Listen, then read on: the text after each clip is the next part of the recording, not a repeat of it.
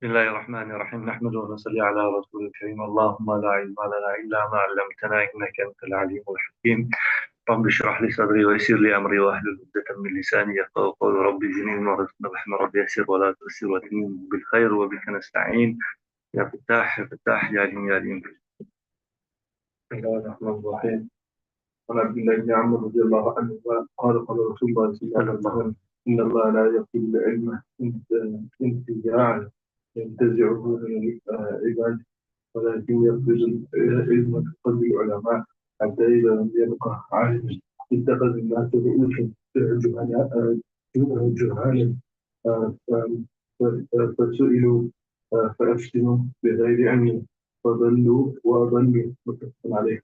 عبد الله بن عمرو رضي الله عنه hadis that Rasulullah sallallahu alaihi wasallam said, "Indeed, Allah subhanahu wa ta'ala does not snatch knowledge by one snatching from seven. However, He takes knowledge by taking away the ulama until the whole alim remains. Then the people will come to the head. Those ignorant people were in charge, and they will ask them, and they will misguide them without any knowledge. So they will misguide and they will be misguided." So knowledge won't just be snatched away, but the knowledgeable will pass on until there's nobody left. Shareef.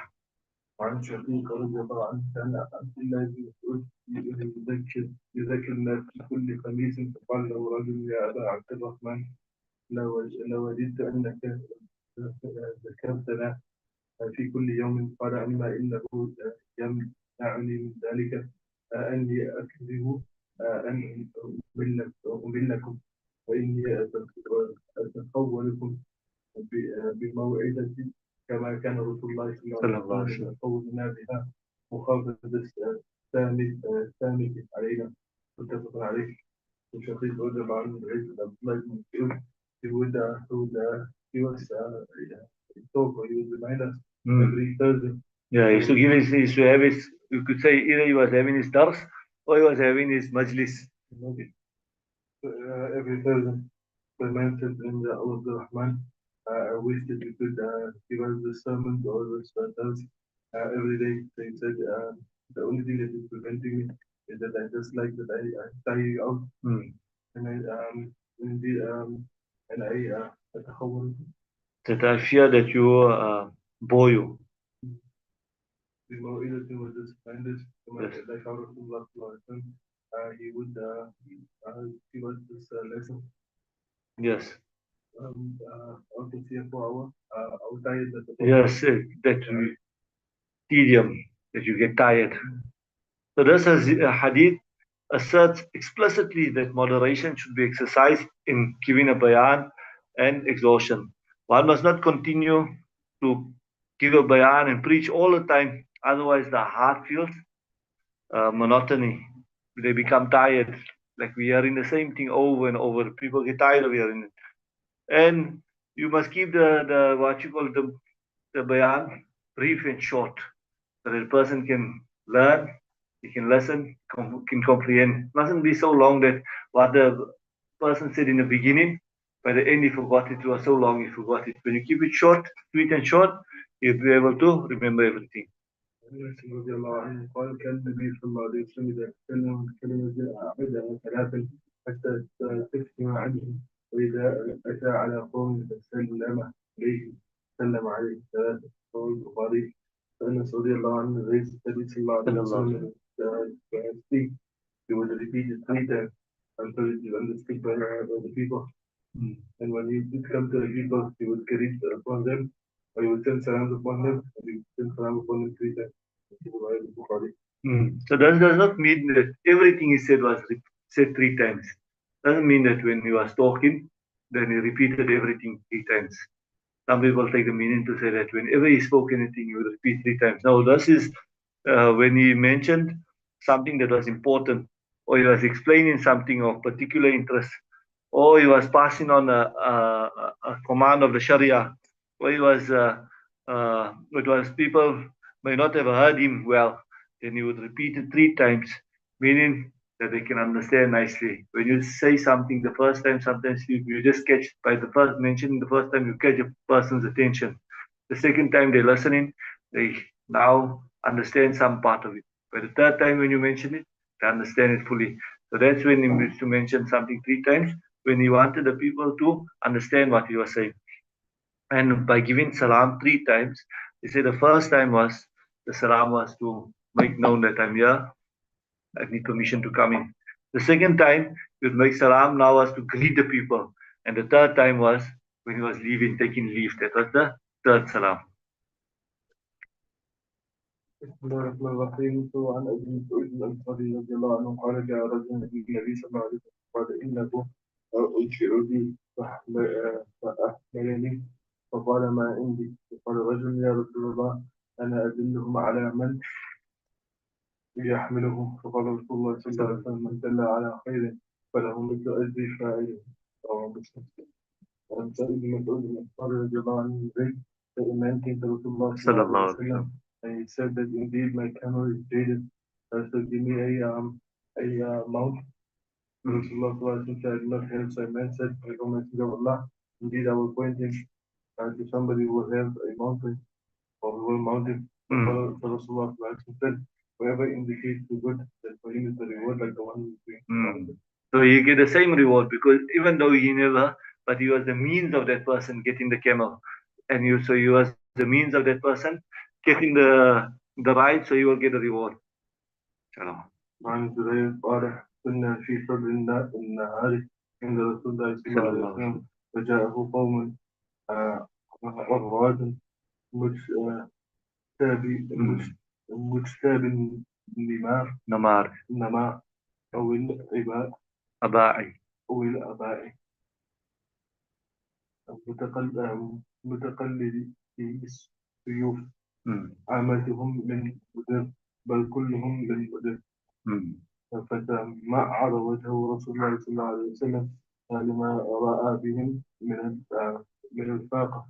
فدخل ثم خرج فأمر بلالا فأذن وقام فصلى ثم خطب فقال يا أيها الناس اتقوا ربكم الذي خلقكم من نفس واحدة إلى آخر الآية إن الله كان عليكم رقيبا.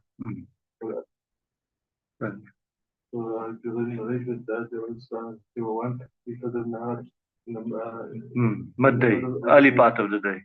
Sallallahu Alaihi They were barefooted from Namar or yeah, they were barefooted and they had a blanket covering them. And they thought was hanging on their necks. Right?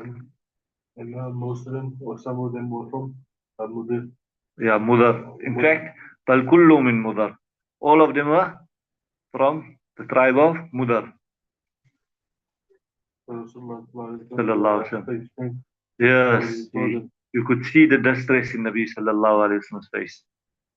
So he entered and he came out. He commanded Bilal to give adhan. Yes. And the father, and he said that he took from Salah. And he gave it someone and he said, O people, fear Allah, the Lord who is ready to be commanded. Until he came to the ayah, إِنَّ اللَّهَ كَانَ عَلَيْكُمْ رَقِيبًا. Indeed, Allah subhanahu wa ta'ala is upon you a watcher. A watcher. والآية التي في الحشر يا أيها الذين آمنوا اتقوا الله ولتنظر نفس ما قدمت لغد. You believe يا الله ولتنظر نفس and take yourself ما قدمت لغد. So you can send forth. تصدق رجل من ديناره.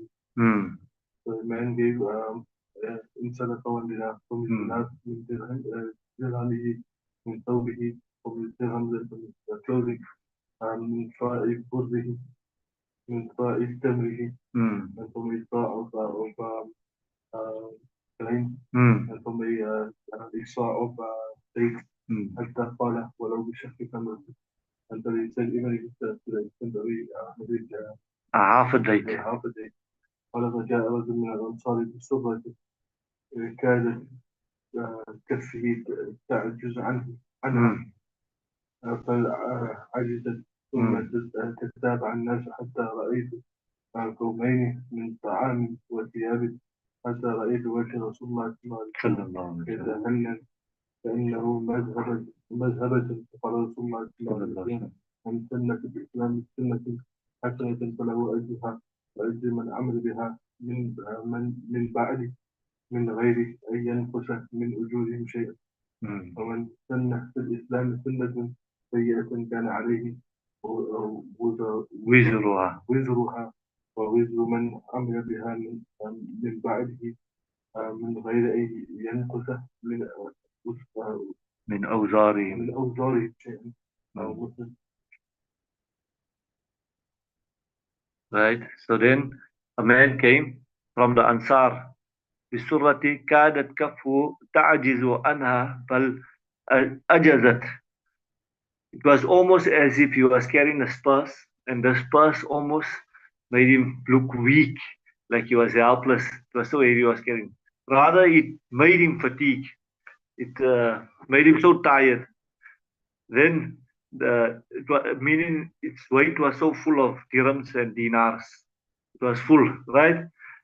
Until uh, the people came after one till the other, and then Jarir radiallahu ta'ala says that I saw two big mounds of food and clothing, so that I saw that the face of Nabi Kareem sallallahu alaihi wasallam started to glow, meaning it started to shine now, because he became so happy.